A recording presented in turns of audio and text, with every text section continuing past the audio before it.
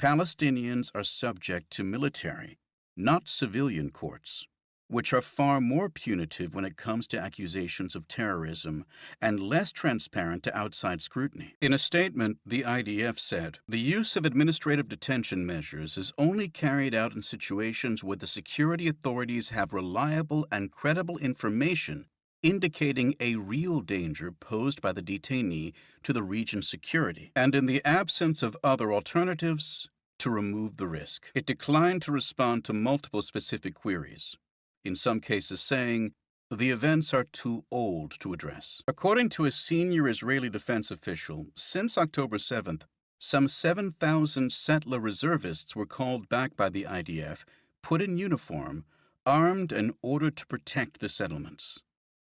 They were given specific orders. Do not leave the settlements. Do not cover your faces.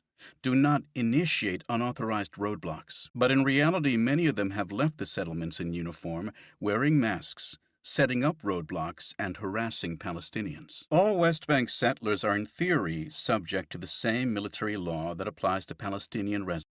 Yeah, guess what? Theory doesn't always perfectly translate into reality. A good TV show on these themes is Our Boys. It ran on HBO in 2019. And the series begins with the true life kidnapping and murder of 3 Israeli teenagers by Palestinian militants from Hamas. This then prompts a retaliation, which is the kidnapping and murder of a young Palestinian boy. 3 Jews carry out the attack.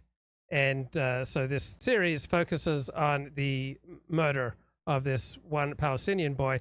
But the murder happened after the kidnapping and murder of 3 Israeli teenagers by Hamas. But in practice, they are treated according to the civil law of the State of Israel, which formally applies only to territory within the state's borders. All law is carried out by people who operate under all sorts of different incentives that vary from what the law actually commands. Right? Laws are carried out by subjective, flawed human beings.